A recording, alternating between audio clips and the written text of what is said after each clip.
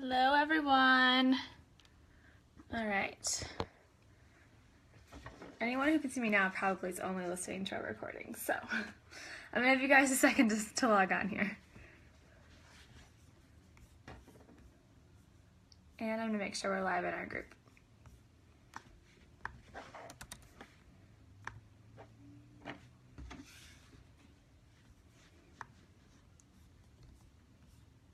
Yeah, we're live. Okay, cool.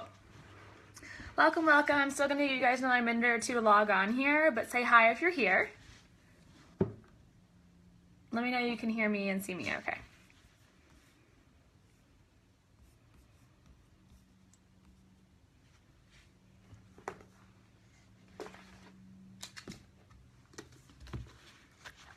We got some ladies logging on. Hi. Hi, Shandy. Hi, Rebecca. Hi, Alex. Oh my God. Thank you, Alex. I was actually going to start with, if I look really tired today, it's because I am. And I just traveled for 15 hours yesterday, and I am trying to read our book to remember to take care of myself, because 15 hours of travel was crazy. I'm really tired. Hi, Freddy's. Okay, so we got enough ladies here to get started. Happy Monday. As I mentioned, we're here today because I was traveling yesterday, so I'm sorry that we couldn't chat yesterday, but hopefully we'll have a great chat this afternoon or this evening, wherever you are. Just popping in real quick to say hi. We're going out to celebrate passing my insurance licensing test. Congrats, Shandy. That's awesome. Hi, hey. Hi, Jen. Oh, sorry. Oh my goodness, the dogs are barking. I hope they stop. Bella, come here. Come here. It's okay. Sorry, guys. Okay, so let's get started. Tell me what's happening in your life. If there's any, she'll stop. Come here, darling. If anything's new, what's going on, what has happened since last week, and let me know. Also comment, okay, so what's new in your life? What updates do you have for all of us? And then also, how far along are you in the book? Have you read chapters 3 and 4? Are you falling behind, or are you way ahead? Let me know. Hi, Tina. Hi, Kathy. Hi, Sylvia. Okay, I think my dog stopped barking. But comment when you guys can. What's new? What do you have to update on? Second, how far are you in the book? Are you ahead? Are you behind? Are you right on par with us? We're going to talk about chapters 3 and 4 today. And I got my book right here.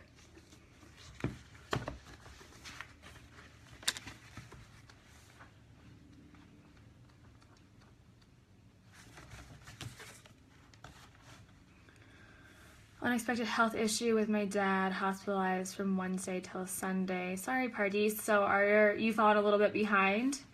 And Kathy falling behind by a chapter. Fortunately, these chapters are really, really short and pretty quick reads, so it should be easy for you guys to catch up. Rebecca, you're way behind. You're probably actually not way behind because we're only on page 38. So if you sit down for an hour, you might be able to catch up with us. But you're still welcome here today, and actually talking about it might kind of get you caught up. Alex is having a huge flare, messaging from the bathtub. That is awesome. Oh, the rest of your comment just went too low. Behind, yeah, up to date, Wendy, feeling better. Less symptoms in the past week. Chapter 7, rereading past chapters for the club. Me too. Jen, reading chapter 6, loving the affirmations, really making a difference. Yeah, I love her affirmations. Pardis is saying she'll get caught up. Good. Okay, cool. So you guys are all pretty caught up, feeling pretty good. Any other updates, any other exciting things in your life you want to share? Post them below. Like I said, I was traveling Tuesday to Sunday, so I was kind of MIA for most of last week. I guess I have some updates though. I'll share my updates with you guys. So I was traveling a lot of last week, but this week is crazy for me, and I'm a little bit tired, but I'm trying to keep up with everything. And I am taking over some of you may know, the autoimmune paleo community, and specifically Mickey Trescott and Angie Alt, and their community is at Autoimmune Paleo on Instagram, and I'm taking over their Instagram account this week, so you'll see up to 3 posts a day from me on there, mostly food, and 100% AIP elimination phase, and AIP is Autoimmune Paleo Protocol. You can pull comments back up. How do I do that, Kathy? Because on my Facebook, they're literally just gone. And later, I can see them all. Like when I'm done being live, I can see all of them. But when I, on my Facebook, they disappear. Maybe I can see them on my phone. Oh yeah, I can. On my phone, I can pull them back up. Alex, yours was the one that I got caught off on behind right now because of the flare, but have a very chill week ahead. So planning on catching up. Awesome. Loving crystals, went to a great rock shop, fun adventure thing. Jen, I figured it out. Yeah, so on my phone, I guess I can see the past comments, but I can definitely not on Facebook. Dragon pull, got it. Thank you guys. You guys got my back. So that was my first update. Is I'm taking over Autoimmune Paleo Instagram, which is fun. It means that it's going back to my roots of actually eating Autoimmune Paleo 100% this week, which is also good because I was like at a wedding and they definitely didn't have AIP food there. What else is new? Wednesday, I posted in the group, this book club group as well, that I am starting my 21 Days of Healing program. It's autoimmunetribe.com/21 Days of Healing. No spaces, all lowercase, if you guys want to learn more about that. And I'd love for you to join me. I know some of you are already in the group. Cool. Okay, so any other updates? And otherwise we'll get diving in here. I think we went about an hour last time. I'm going to try to keep it under an hour if we can. My hair is doing crazy things.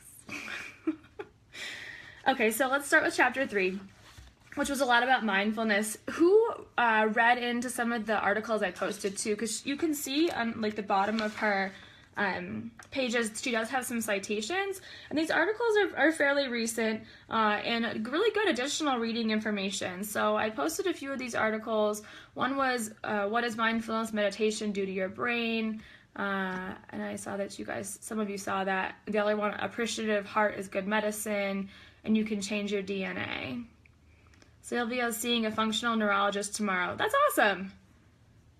I just referred a friend to a functional neurologist who she found a lot of answers from. Hi, Corey. Hi, Christine. Welcome, ladies. We're just kind of getting caught up right now, but I'm moving into chapter 3, which is the first chapter we're going to talk about today. So I was saying that I posted a lot of these kind of additional reading pieces, and I'm just wondering what you guys think of that. Jen didn't see them, that's okay. They're there. But they're in the group. You just scroll down probably below me where you're watching right now, you'll be able to see them. And there's just a lot of like interesting additional information. But I kind of wanted to do some of these exercises. You may have done them on your own as you were reading, but I thought it'd be fun to do it together too. So the first one is the practice appreciation and kind of being able to see that light at the end of the tunnel. So it's on page 24 if you guys want to turn to that page in your book. And it asks you to ask yourself this question. What does it feel like to appreciate something good? Can you hold on to that feeling? Can you recall it when you're blue or struggling? Don't think about an actual event or memory so much as the emotions surrounding it. That's the good stuff. That core emotion is what will boost you. Once you can generate these emotional triggers, great things will follow. And she's saying that you'll learn to tap into more positive emotions and experience the following results, and she names a bunch of good things. But I'm wondering, my question to you guys is, what does it feel like to appreciate something good? Can you hold on to that feeling? Can you recall it when things get shitty? So she says when you're blue or struggling. But like when you're in that deep, dark place of your illness, is it easy to come back to those things that you can be grateful for? Maybe some of you have a gratitude journal. But how easy is it in your mind when you're in that dark place to try and find the light place? Kathy read their additional reading. Need to read the DNA one again. Yeah, they're good.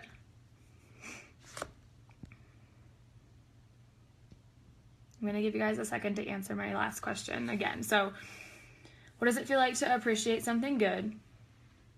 Can you hold on to that feeling? And can you recall it when things get hard, when things get really bad? Because I know for me that's hard. It is definitely harder to remember those things and come back to them when you're in the dark space, and remember even like the small things you have gratitude for. Wendy says incredibly hard. Can't pull it up when I'm in a bad crash. Jen says it feels amazing, light and full, mindful. Yeah. So here's a deeper question to follow up with you ladies who answered is, what kind of, so maybe for Jen, when you can kind of come into those appreciative or grateful moments that allow you to feel amazing and light and full, and you cultivate that deeper mindfulness, how do you get there? Where are you? I know Jen is a yoga teacher and practices yoga. Is it easier when you're in your yoga practice? Is it when you are in your sacred space at home? How do you cultivate those feelings? I need to write it down and remind myself. Yeah, writing it down is another really good tip, actually. So that when you are in a dark place, it's a little bit easier to like see it visually, maybe written on a sticky note or something. I have my note right here from you. I wrote this during our discussion last week. You guys remember? You're beautiful. It's been sitting on my computer ever since.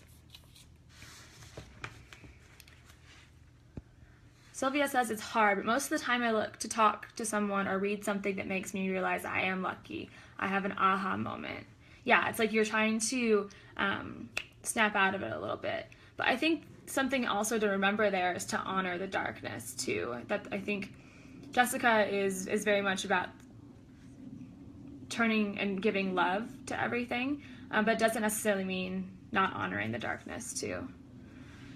Rebecca says it's very hard if I don't stay focused on positive things. I cultivate those feelings in my sacred space and journaling. Yeah, journals are a great place to really just like put all your feelings down. I used to always be afraid that someone would like read my journal, and maybe my boyfriend or like I don't know, if someone's staying in our guest bedroom, they would just pick it up and decide they're gonna read that. And I had to kind of drop that fear and be like, I'm not gonna not do this because I'm afraid someone's gonna see my deep dark feelings. Kathy says yes, I can recall. Not too hard to think myself up. Practicing gratitude works the best for me. Kathy, how do you practice gratitude? And is it something that you are just reminding yourself of all the things you have to be grateful for? Is it you telling someone you're grateful for them? Is it an actual act or action, a practice, or is it more internal mindset? Jennifer, Jen is answering my question before, that it's easier to do in her sacred space, or definitely during yoga. It takes practice and time. Reading affirmation helps. Rebecca has tons of journals. Pardis says yoga and journaling helps a lot. Jen says yes, journaling helps honor and move through the challenging time. I hide mine from my hubby. That's what I mean. Like it's like you want it to be this really like private place, and to me, like your mind is obviously this private place, but that doesn't always do it for me. Like I do want to put it on paper, and so that helps. And I had to like change my mindset around that to be like, oh, this is a safe thing I can do. Like I'm not gonna not do it because I feel scared about who might read this, and I can hide it. Hide it like you do. Christine says, my depression lies to me. I have to purposely think true thoughts. Example, if I feel like I'm all alone, I have to purposely call a friend or tell my husband that I was never in a good place. So you're doing something, taking an action that is disproving the thoughts that are in your mind, it sounds like, which is really great. Sylvia says, I also check support groups to find people in similar situations. Yeah, that's all what Autoimmune Tribe is all about, as well as there's tons of AIP support groups. They're a little safe haven. It's like a really wonderful place to go. I've referred clients to Facebook groups. Like, you should join this group. And not just mine, like there's tons of them. Kathy, yes, and yes, all the ways. I'm so grateful to be here. Thank you. Practicing humility is uplifting as well. Definitely. Cool. All right, keep commenting, keep typing away. I just want to make sure we get through enough of this stuff today. So Who else? Okay, so the study about you being able to change your DNA, and that, let's see if I can pull a blurb that kind of sums this up well.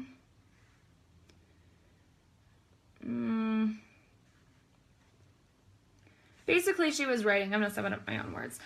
She was writing that when you have positive, warm, fuzzy feelings, that your brain, that your body responds to that. So being able to literally change and get yourself like out of a stress mode or a fight or flight response by your thoughts is something that we can use as like a superpower, right? Like if we have this ability to change maybe our DNA or at least the physical symptoms in our body through our thoughts, it's kind of like the law of attraction, if you guys have heard of law of attraction.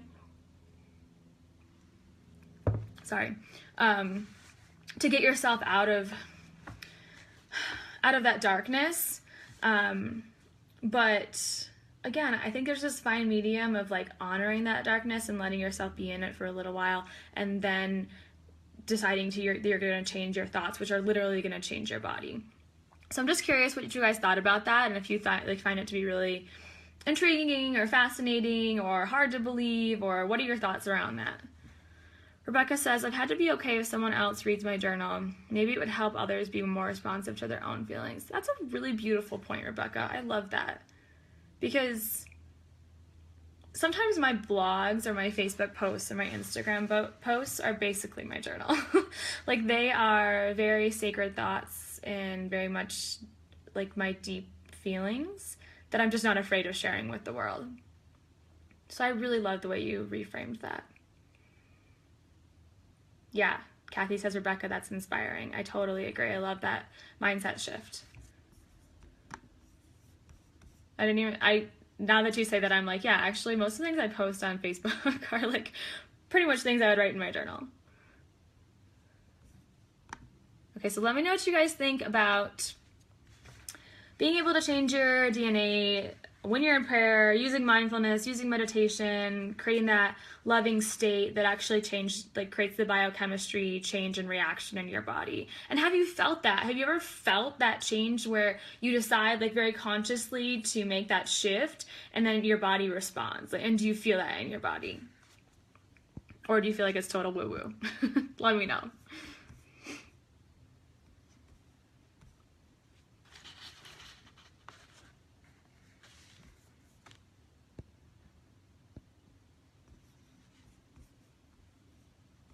I'm going to give you another minute to respond.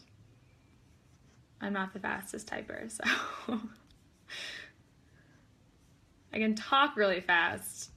I'm going to let you guys catch up to the speed of my voice.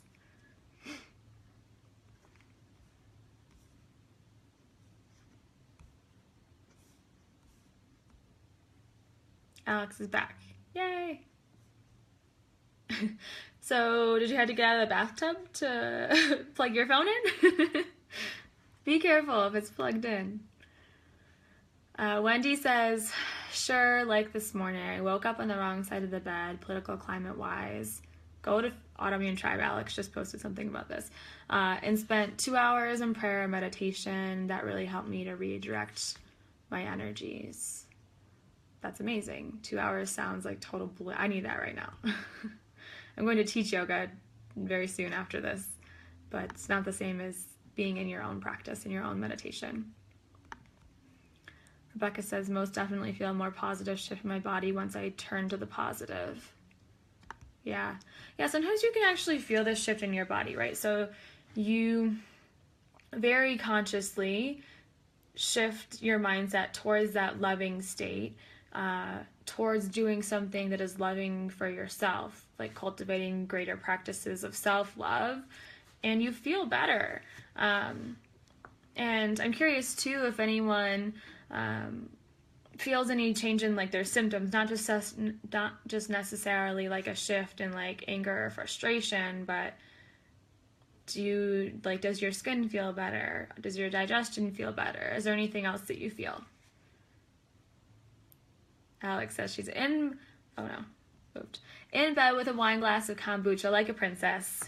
You go, Wendy. Yes. Hell yeah, girl. I have my wine glass of water again, just like last week.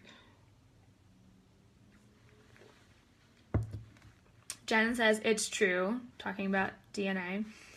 I find when I notice my pattern of getting angry or depressed or falling into old stories and patterns, I stop, breathe, and try to think of what I'm grateful for and see it through love. And I notice my whole body feels better and light.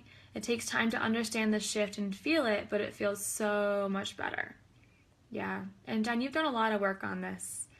So if anyone feels like they're really doubting it, I think it's really powerful to see comments like Jen's and others where it's like you can see that it is working for some people.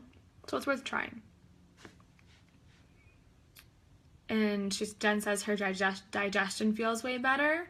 And Kathy says, yes, oh my God, my digestion changes for the better. And so there's definitely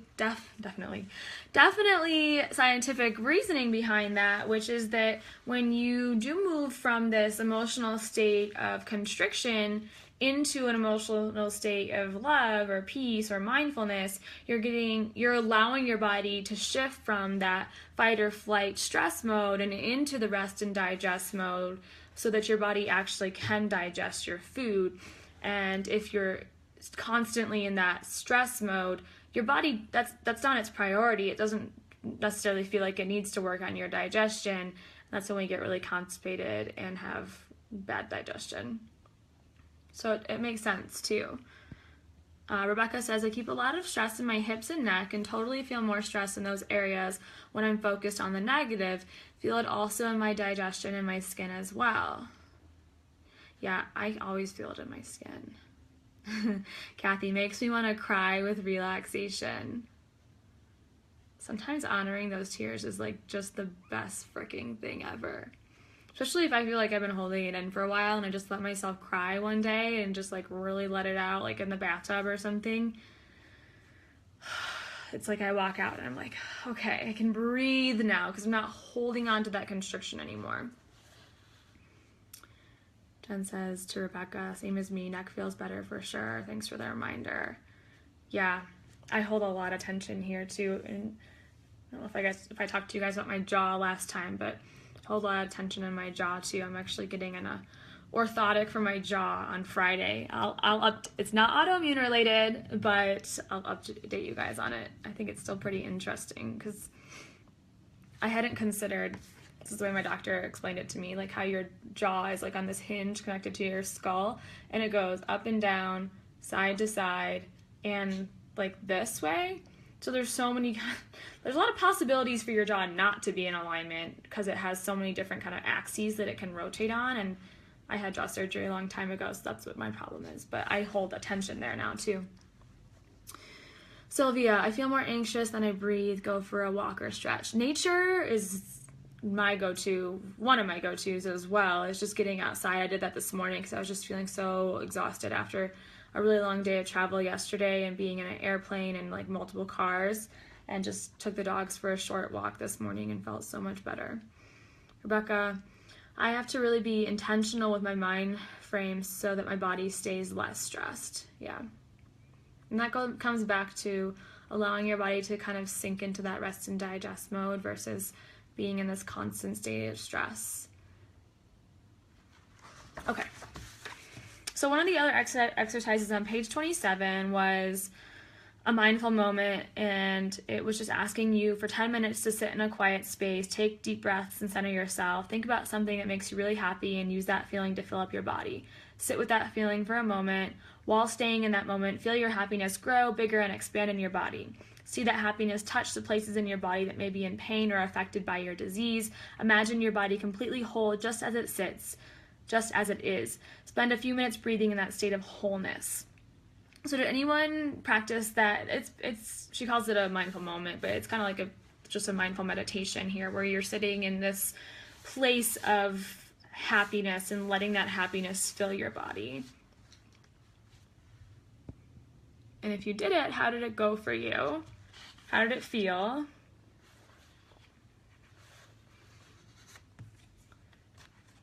And then I also wanted to kind of follow up with that. So first, let me know, how did that go for you if you did it?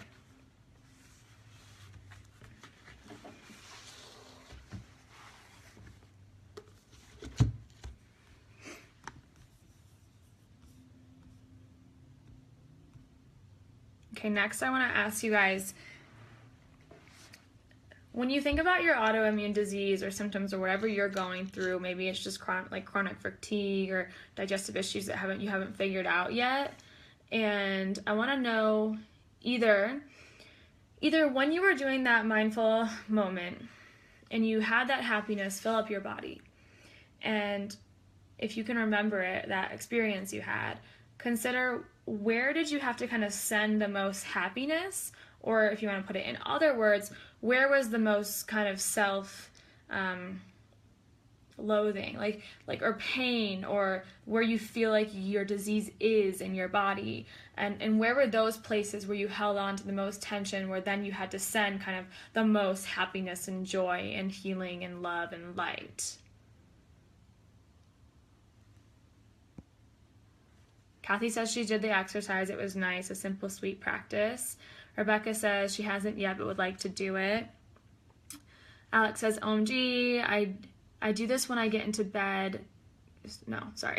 It's just really little text. OMG, I do this when I get into a bad place with my diet disordered eating thoughts. If I'm at home, I grab my mala beads and repeat, I am whole, I am love, I am the world, to get me into a better state. I love that. I actually had a lot of anxiety yesterday, and I saw my mom, in the middle of our traveling back here. We stopped for a second to see her for lunch, and I had really bad anxiety, and she had a quartz bracelet on, just like little quartz stones, and I was like, Mom, I need that. And I just grabbed her bracelet, and it was all these little stones, and I just used it like a mala, like you're explaining, Alex, and I just held on to it because my anxiety sometimes gets really bad in restaurants for whatever reason. Like all the energy of the people and the food and everything, I don't do really well in restaurants, so I just held on to it and kind of practiced those peaceful thoughts and mindful moments, and just started to bring my anxiety down a little bit.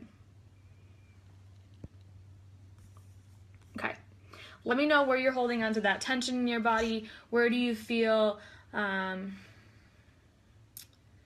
like any part of your body might not be you, or that you're disowning a certain part of your body? So some examples would be in your belly. A lot of women say their belly or their hips because we tend to hold weight there, or your butt, or some people say their heart, some people say their fingers or their joints. For me, a lot of it is in my jaw. So where are those places in your body more specifically that don't necessarily have like a visual representation, but that you might be holding on to kind of some stuck tension or emotion? Alex says, oh, I love this question about sending your body parts love and light. I talk to my hips like they're little kids who need reassurance when I start to have hip pain. I love you, little hips, and I'm going to treat you so well today. Hell yeah. That's perfect. Jen says, I had to do it a few times before I could really feel it. It was hard to imagine the places that have and are being affected. It was like my mind and body wasn't connected. It was so weird.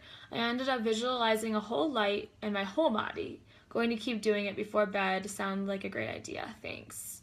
Yeah, that's interesting too, Jen, where it was difficult for you to kind of have that one area, and maybe your whole body just needed the light and love that day. And it might change, so check back with us or post in the group and let us know how it goes the second time you do it. Party said in her belly and her neck. Wendy says, it used to be in my gut, but the leaky gut is getting better. These days it's in my hands, especially when I sleep. Maybe toxins trying to work their way out. Sylvia says, sometimes my neck and lower back, sometimes my belly, sometimes my heart beating faster. Okay, so the point of me asking you that was like, we're obviously reading this book, but I think that the physical interpretation of your pain or disease or constriction in your body is extremely interesting, and I always refer people to Louise Hay's work as far as where the body might be holding on to tension. Maybe this is a book club of the future or something, although I already have requests for medical mediums, so I don't know what's going to be next, but you guys can put your suggestions in there. But in this book, So it's called You Can Heal Your Life. And I know some of my clients are on this call and in this book club, and they know that I've either gifted them this book or talked about this book before. So there's a whole section in it, in the back sort of, and you guys can see that. So you'll see the problem. So problem is acne, and then the probable cause is not accepting the self, dislike of the self. And then the new thought pattern is, I am a divine expression of life. I love and accept myself where I am right now. So there's kind of an affirmation or a mindset shift to create and make in your body based on where you're holding on to the problem, the tension in your body. So then it's telling you what might be causing this on an emotional level, and then what's the new thought pattern to then kind of shift. Alex says, I have the You Can Heal Your Life workbook. Oh my, OMG, yes, this book is literally gold. Yeah, I love it. So, for example, Wendy says these days it's in my hands, especially when she sleeps. So let's just look at hands for Wendy.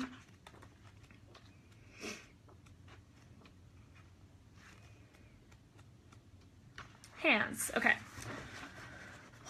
So the probable cause is hold and handle, clutch and grip, grasping and letting go, caressing, pinching, all ways of dealing with experiences. So it's suggesting that you might be dealing with experiences by either pinching, clutching, gripping, grasping, holding, and handling.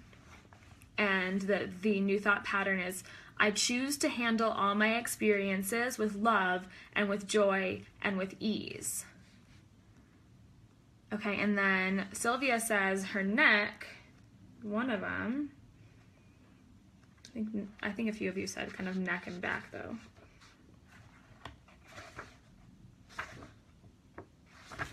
Okay, so there's two different options for neck. So first, neck, just talking about the whole cervical spine. It represents flexibility, the ability to see what's back there. And the new thought pattern is, I am peaceful with life. Whereas neck problems in general, probable cause, refusing to see other sides of a question, stubbornness, inflexibility, in the new thought pattern is, it is with flexibility and ease that I see all sides of an issue. There are endless ways of doing things and seeing things. I am safe. Let's do back as well. But yeah, Parties had also said neck.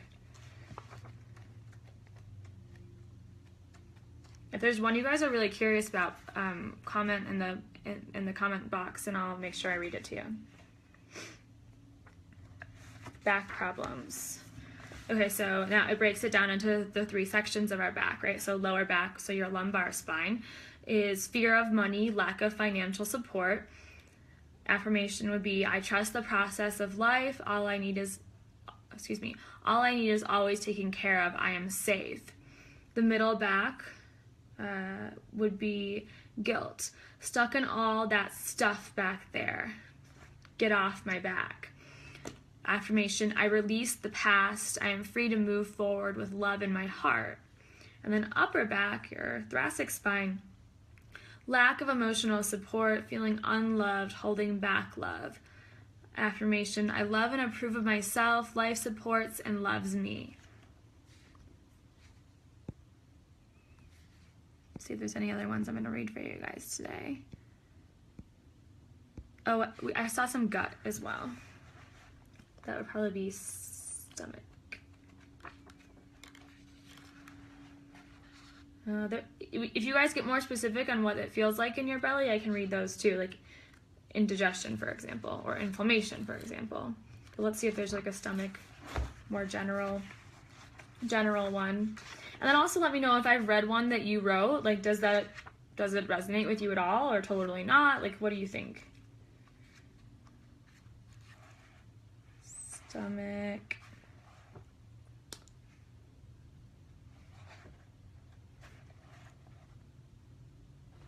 Okay.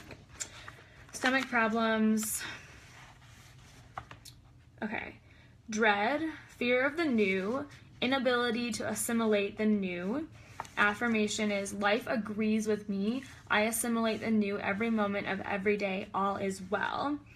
And then stomach in general also holds nourishment, digests ideas. Affirmation, I digest life with ease.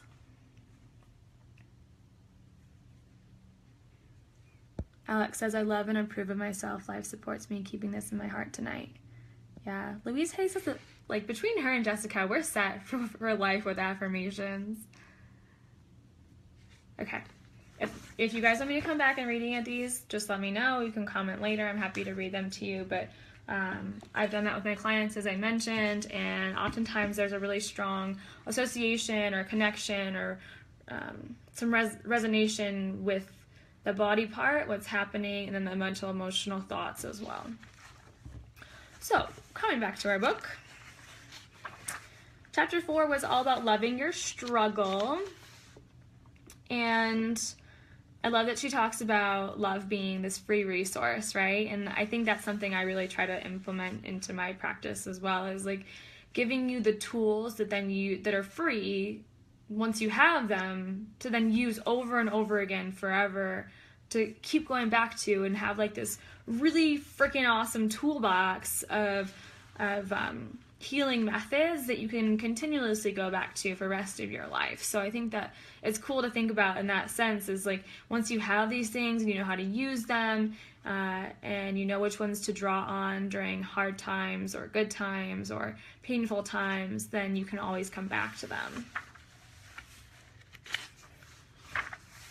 Okay.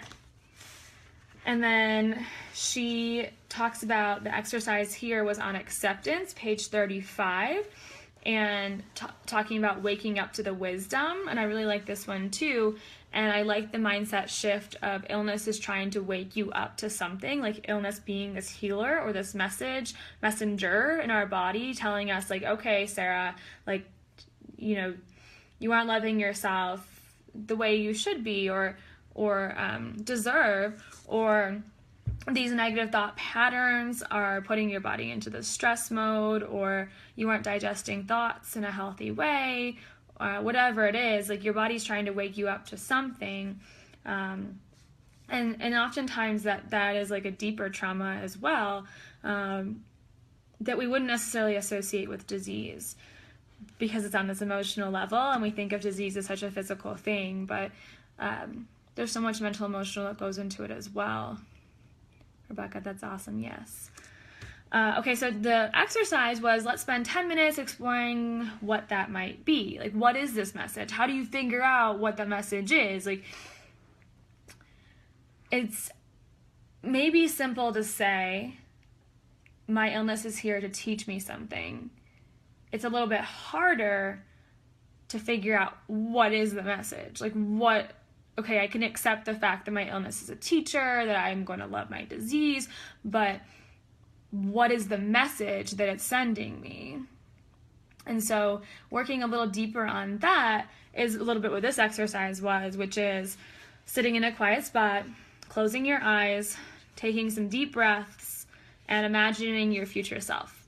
So 10 years in the future, which actually I think is kind of hard, and maybe that's just because I don't know where I'm going to be in 10 years, but like 5 years is a pretty good place for me.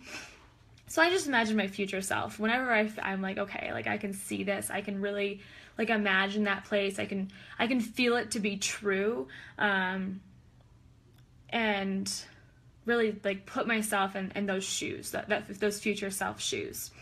So imagine your future self walking into the room you're sitting in now, meditating. So she wants you to meditate while you're thinking of this. But so you look at your future self and ask, what wisdom am I supposed to learn? How is this disease helping my life? Will you give me some reassurance that I'm going to be okay? What are the blessings of my disease?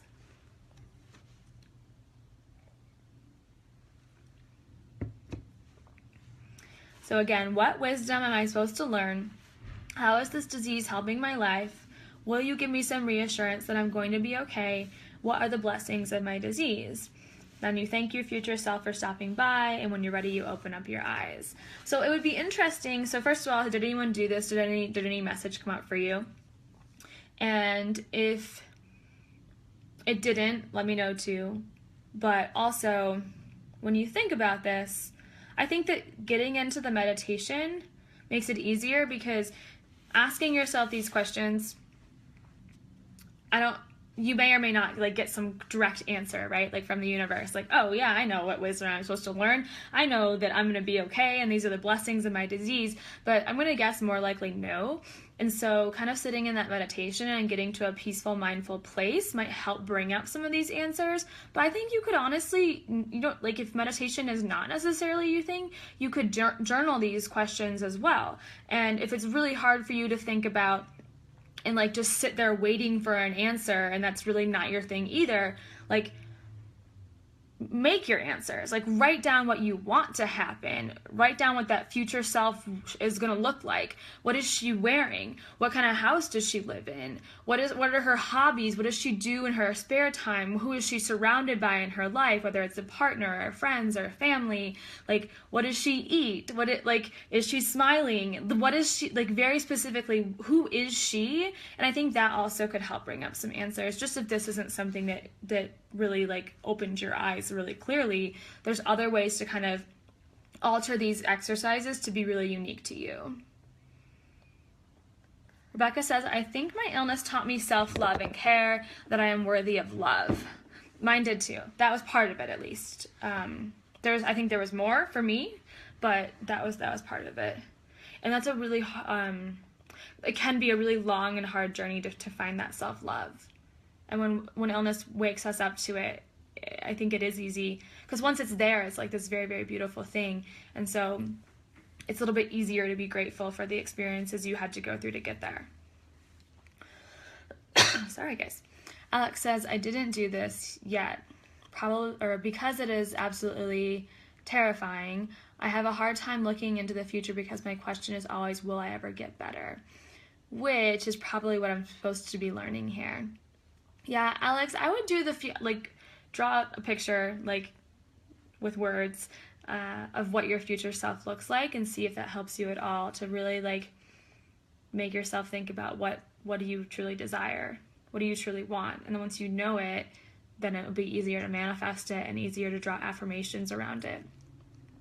Sylvia says, this is an ongoing exercise for me, especially picturing my future self. I think the diseases have taught me to put myself first. Yeah, which is part of self-love as well, is being able to put yourself first, especially if you're very much so a yes person and have a hard time saying no. Like, have you learned to be able to set boundaries with other people and just kind of create that energetic boundary within yourself to promote healing?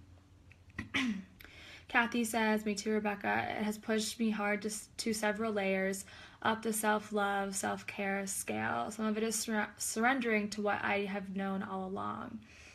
Yeah, our subconsciouses know all this stuff already, right? Like, they're brilliant, and we only use, like, X percentage of our brain, and so being able to tap into subconscious and slow down and kind of relearn what we already knew as like, when we were in the womb is really fascinating to me, is that we already have all this knowledge inside of ourselves, but it's a matter of slowing down and listening to your body in a more honoring and respectful way.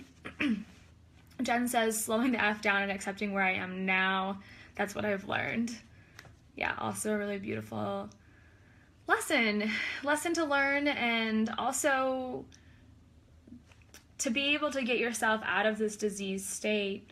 We have to create ease in our life, right? So a lot of people, doctors, like, will refer to disease as dis-ease, and this whole idea that we need to move towards ease in our life and let it be a little bit easier. Rebecca says, I've had to learn to listen to my body, feelings, and then give myself what I need and not feel bad about it. Yeah, so it's also, that's, I think, part of self-love, and letting go of guilt, it sounds like. Letting go of feeling guilty for putting yourself first or forever thinking about yourself, which we all need to do. Okay. So, anything else about waking up to the wisdom exercise, comment below. Let me know how it went, or if some of those other... Sorry, I just got a phone call come in. I'm back. So I was just saying that let me know if there's any other comments about waking up the wisdom. And then I like what she says here too at the bottom, which I didn't read, but call your future self in any time you feel the need.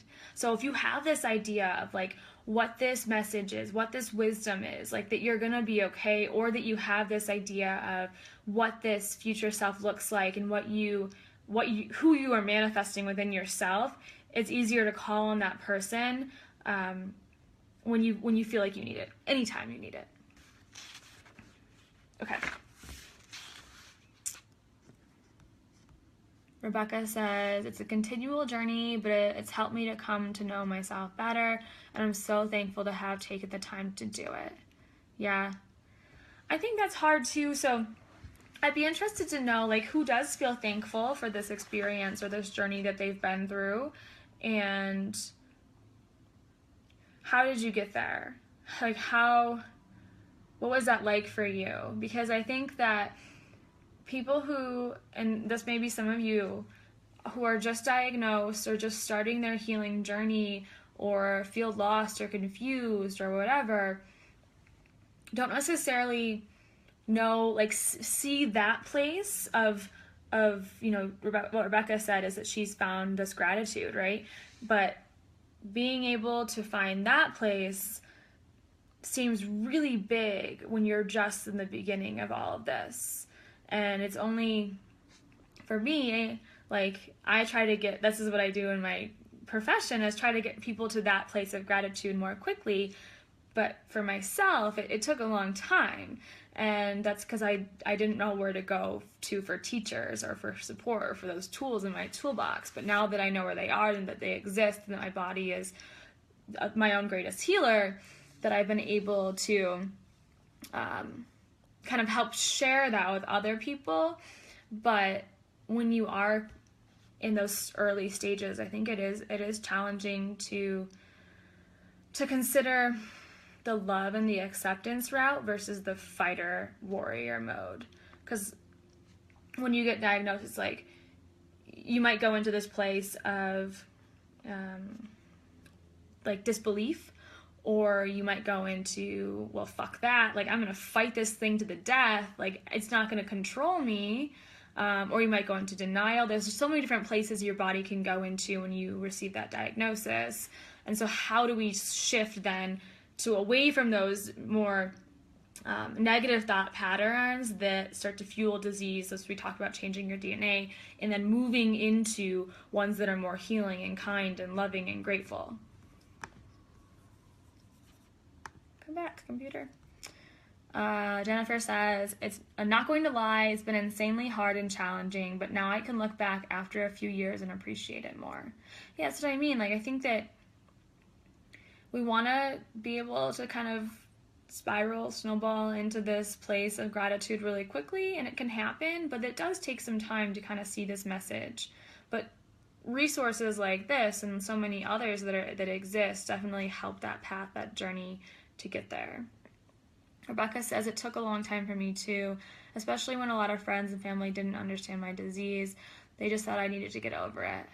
Yeah, that's frustrating too.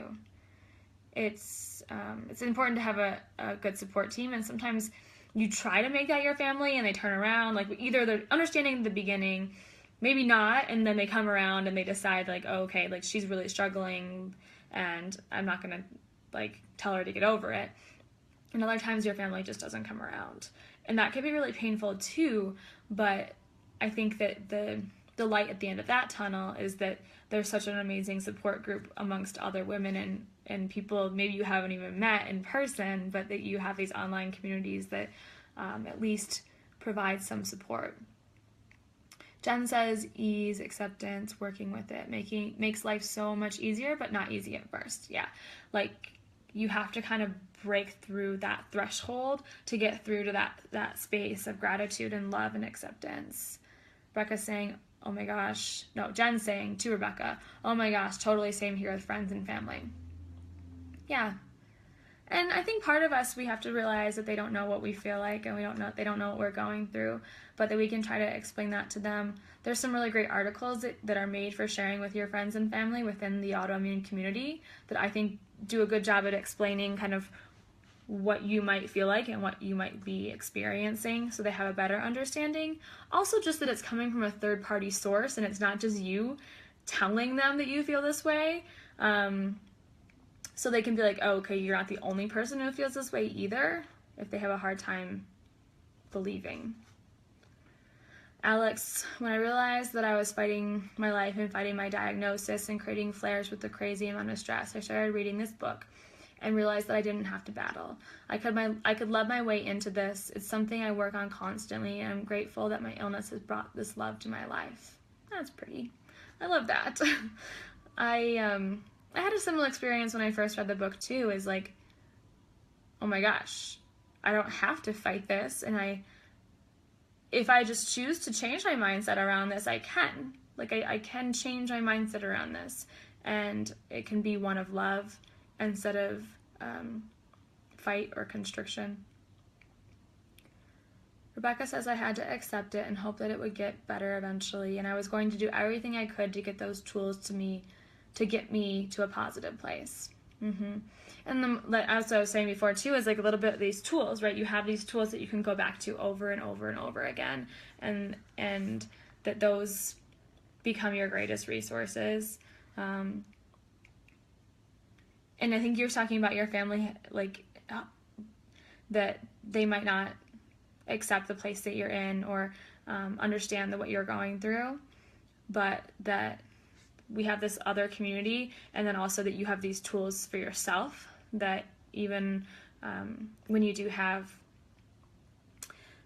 little battles, right, that you have at least tools to get through them. Yes, change mindset. Yeah. And Jessica's, her words are beautiful in trying to explain that you're allowed to change your mindset. And even if you've always had this opposite mindset, like, you give yourself the permission to change, and give yourself the permission to change that mindset to one that is more loving. Rebecca says, now those friends and family see the fruitful place I'm in and are asking for help with health issues. That's another whole other like option, right? Is that you start to heal yourself and they're like, oh, okay. And then they come to you with their questions, and that's actually pretty awesome too. It's like, oh, maybe she was onto something here. Maybe she was a little bit ahead of the crowd. Sylvia says, in my case, my mom has been very supportive because she also has an autoimmune disease. However, she has a different way to see life, and sometimes we argue because she thinks I should always be positive and don't think about disease as something that is mine. We both agree the way to go is acceptance. That's good. You can kind of find like the middle ground. Kathy says, life marches on regardless. Might as well try to be better all the time with a loving attitude and messages to every cell. Yeah. Send the message to all the little cells in your body, millions of cells in your body, that it's okay and that you can get through this. Totally, I love it when they ask, and I love helping them. Okay, where are we? So I'm on page 37, and the last exercise of this chapter is how to purge the bad thoughts and replace them with love. Stop what you are doing right now and visualize your life on track. Visualize your disease bringing you closer to wholeness, not farther away. See what happens when you do. Do you feel a sense of peace, a sense of calm? Illness can be the constant friend or a reminder to do this if you allow it. It is the allowing that is the secret sauce. Allowing, accepting, and appreciating are the 3 A's of moving into a place of love. And after you start investing in the 3 A's, you can let go and see what comes forward. So did anyone visualize their life on track? And I guess that's kind of what I explained in the alternate to the mindful moment, is more of like this visualization of yourself being on track, being whole and complete and peaceful and calm, and allowing that illness to be a friend. And if thanks, Kat. This is I haven't showered since I traveled yesterday. When you stop to visualize yourself on track and whole and complete, can you, like, is that something that you, like, realistically, like, right now in this place have been able to do? And like she says, the secret sauce is just allowing yourself to. And so are you allowing yourself to? Are you allowing yourself to find that peace and that calm, versus kind of having this constant wall up. Let me know.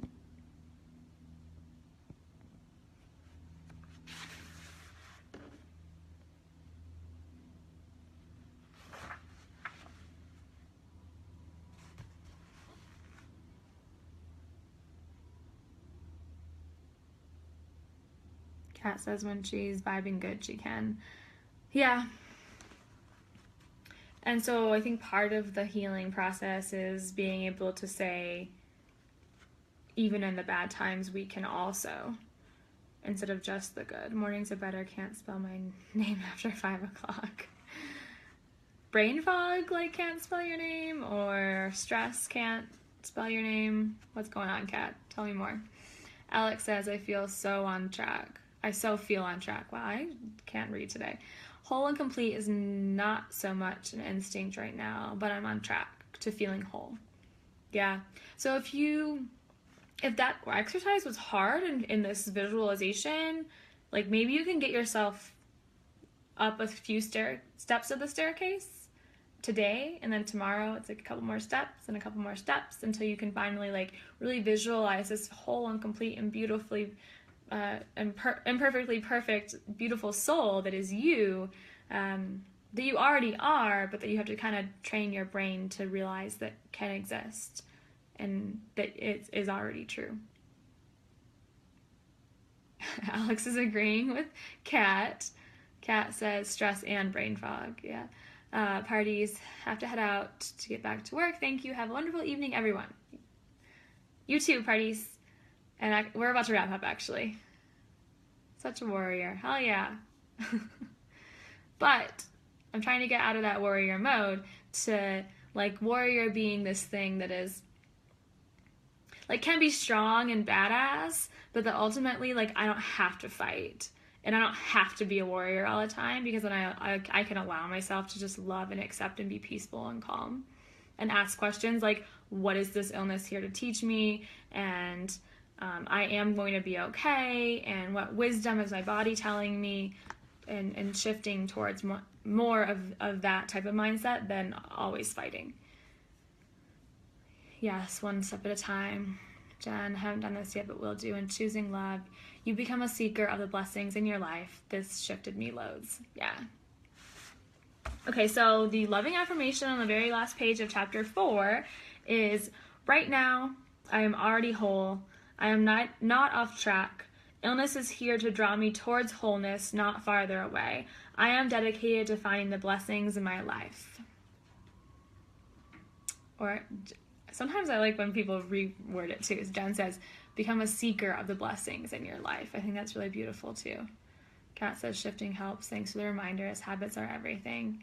Yeah, so you have to get out of the old, start to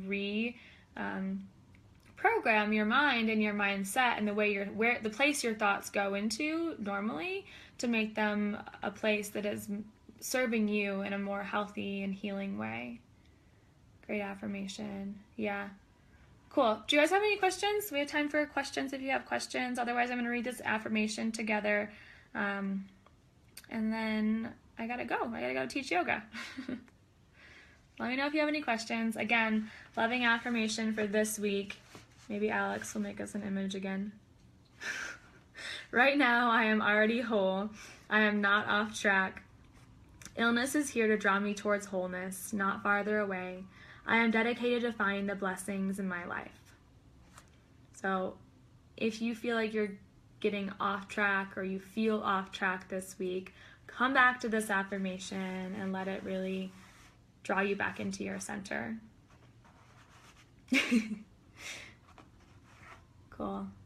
All right, if you guys don't have any questions, I'm gonna give you like one more minute. And then, well, we can go over what we're doing next week. So, no, I just lost my spot. Okay. Chapter 5 and 6, page 39 to 60. That's 21 pages. 21 pages to read this coming week.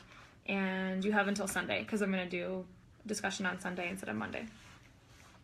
Let's see. Looks like there's some exercises again, some mantras and affirmations. And if you guys want homework, because I like giving homework and I like getting homework as well, programs I'm in, I'm like, give me homework, give me something to work on and do rest of the week. She mentioned this in actually I think chapter 3, but I didn't talk about it, but we talked about it a little last week, was like putting affirmations in a place where you're going to see them. So take the one at the end of the book, or no, excuse me, end of chapter 4. I think there were some in chapter 3, or even go back or skip ahead. Find an affirmation that really resonates with you, or you can use one from Louise Hay or write one yourself. Put it on a sticky note and put it somewhere you'll see it. It can be in your car, it can be in your bathroom, it can be on your desk. If you're not a sticky note person, you could also just make it the background of your phone or your screensaver on your laptop or wherever you're going to see it, but that can be your homework if you want something to work on and the kind of that constant reminder to come back to. Alex is on our image. Thanks, Al. Okay, I got a sleepy dog next to me and I gotta go teach yoga. So I love you guys. Thanks for tuning in with me Monday. I think we had a little smaller crowd because I did switch the day, so I'm sorry about that, but we will be back to Sundays this coming week. And have a beautiful rest of your week, and love you so much. Bye, bye, bye. Bye, Kathy. Bye, Alex. Bye, Kat. See you, ladies. See ya.